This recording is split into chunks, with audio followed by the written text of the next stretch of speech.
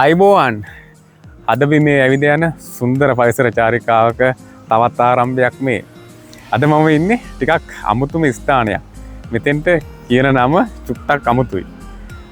මේ තැන තමයි කහනවිට view point එක. මෙතනින් පල්ලෙහා ඔබට පේන්නේ දැරණියගල අවිස්සාවෙල්ල පාර.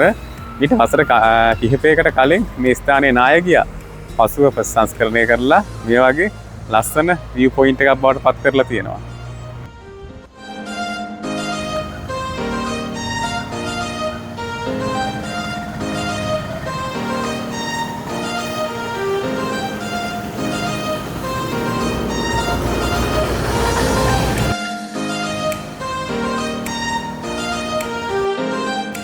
මම මේ ඉන්නේ ලවර්ස් බ්‍රිජ් එකේ. හැබැයි මෙතෙන්ට තනියෙන් නම් ඇවිල්ලා වැඩක් නැහැ.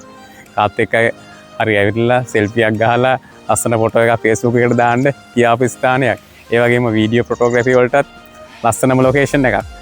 මෙතනින් මේ පේන්නේ ඔබට කහනවිට ඇල. කහනවිට ඇල මතින් තමයි මේ ලස්සන පාලම නිර්මාණය වෙන්නේ. අපි යමු මෙතනින් එහාට අපේ දියැලි සංචාරයට.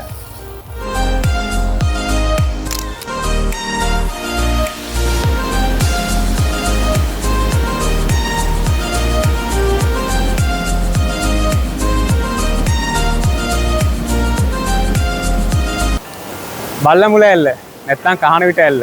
මේ ඇල්ලේ ඉහළම ස්ථානයේ තමයි අපි මේ ඉන්නේ. මේ කහනවිට ඇල්ල පාර පටන් ගන්නෙ සපුමල් කන්ද කියන ඒ තේවත්ත ඒ අවට ප්‍රදේශ වලින් මෙතනින් ඉඳන් කිලෝමීටර් 5ක් 6ක් විතර ගියාම පස්සේ මේ කහනවිට ඇල්ල සීතාවක ගඟට අල්ගොඩ පාලමට පොඩ්ඩක් නුදුරින් සීතාවක ගඟට එකතු වෙනවා.